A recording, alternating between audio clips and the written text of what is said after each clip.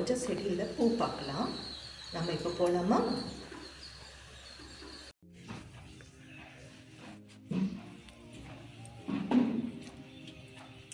பாருங்கள், இந்த ரோஜா செடி வெட்டி விட்ட உடனே துளிர் வந்து எவ்வளோ ஒவ்வொரு இதில் எவ்வளோ பூ பூத்துருக்குன்ட்டு பாருங்கள். கலர் பாருங்கள், மேலே எவ்வளோ நல்லா ரெட்டாக இருக்குது.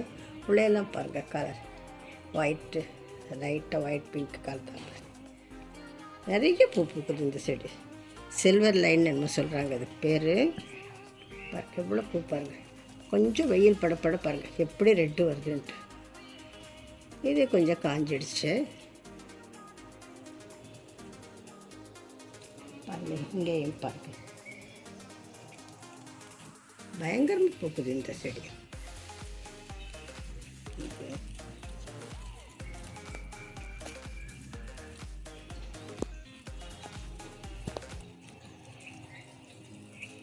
வெட்டி விட்ட உடனே அப்படியே துளிர் வருது. ஒரு 10 நாளில் துளிர் வந்துடும். துளிர் வந்துட்டு நிறைய பேர் ஒவ்வொரு உரம் போடுறாங்க. நான் இந்த இலையை போடுறேன், அப்புறமே கடல் பாசி கொஞ்சம் போடுறேன். அப்புறம் இது என்ன எண்ணெய், வேப்ப எண்ணெயும் கொஞ்சம் சோப்பு கலைச்சி செடிக்கு ஊற்றிடுவேன். செடிக்கு ஸ்ப்ரே அடிச்சிடுவேன். அதனால் எந்த ஒரு பூச்சியெல்லாம் ஒன்றும் வராமல் இருக்குது. ஏன்னா ட்ரிப்ஸுன்னு சொல்கிறாங்க. எனக்கு இது வரைக்கும் அப்படியெல்லாம் ஆனால் தெரியல. கொஞ்சம் செடி பார்க்கக்கூட நேரம் இல்லாமல் இருக்குது. நானும் இதே தான் சொல்லிகிட்ருக்கேன். ஏன்னா இதே நம்ம பார்த்துட்டு இருந்தோம்னா பரவாயில்ல. நம்ம வேறு நிறைய இருக்கிறதுனால கொஞ்சம் இதெல்லாம் பார்க்க முடியறதில்ல. கடுகு புண்ணாக்கு கூட போடுறாங்க, வேப்பம் புண்ணாக்கு போடுறாங்க. கொஞ்சம் கடல் பாசி போட்டு நல்லா வருது. நான் ஒரு 15 ஒரு மாதத்துக்கு ஒரு ரூபாய் கொஞ்சம் கடல் பாசி உரம் போடுவேன். அப்புறம் டிஏபியெல்லாம் நான் போடலை. ஆனால் டிஏபி போட்டால் கூட நிறைய வருதுன்னு சொல்கிறாங்க. டிஏபியெல்லாம் போட்டிங்கன்னா எப்போயுமே கெமிக்கல் போட்டே இருக்கணும். கெமிக்கல் போடும்போது செடியில் இருக்க இந்த பூச்சி நல்ல பூச்சியெல்லாம் செத்து போயிடும் அப்படிங்கிறாங்க. பாருங்கள், நீங்களும் கொஞ்சம் ரெஃபர் பண்ணி பார்த்துட்டு என்னென்ன வேணுமோ அதை பார்த்து யோசனை பண்ணி முடிஞ்ச வரைக்கும் ஆர்கானிக்காக போடுங்க. ஏன்னா நம்மளும் இந்த பூவை தலையில் வைக்கிறோம், சாமிக்கு வைக்கிறோம். ஏன் ஆர்கானிக்காகவே வந்துட்டு போகுது. அந்த காலமெல்லாம் ஆர்கானிக் தான் நம்ம எல்லாமே செஞ்சிட்ருந்தோம்.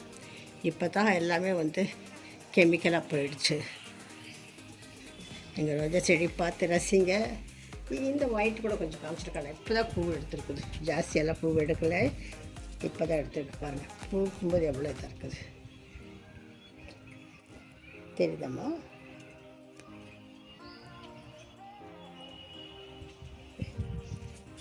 இது 2, 3, 4 நாள் ஆகிடுச்சு. ஒரு வாரத்துக்கு பூ இருக்குது.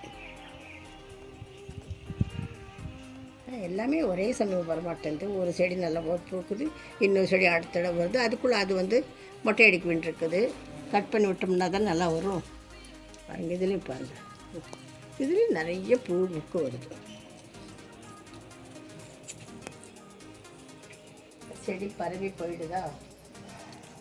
எங்கள் கிரேப்ஸ் பாருங்கள் எப்படி கொத்து கொத்தாக எடுத்துருக்குதுன்ட்டு. அங்கே பெரிய கொத்து இருக்குது பாருங்க. நாங்கள் பேடு அந்த பெரிய சென்ட்ரல் பூந்துருப்பார். எல்லாமே எங்கள் வீட்டில் பேர்ட்ஸ் சாப்பிட்டுட்டு போகுது.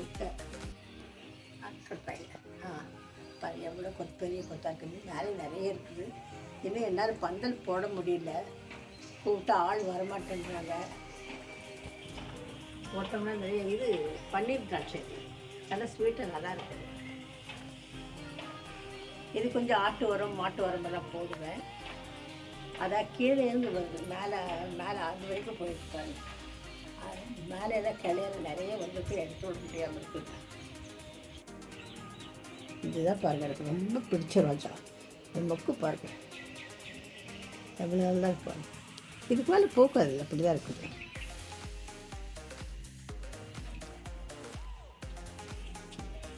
அந்தாலும் ஒரு கொத்தில் 4-5 பூ, 6 பூ, 10-15 பூ.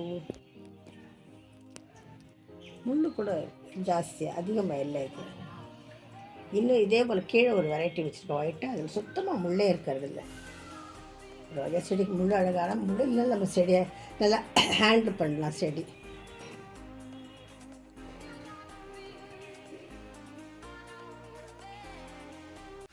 Thank you for watching. Take care. God bless you to all. Now, first பார்க்குறீங்கன்னா அவங்க சப்ஸ்கிரைப் பண்ணுங்கள். ஷேர் பண்ணுங்கள், ஃபீட்பேக் அனுப்புங்க.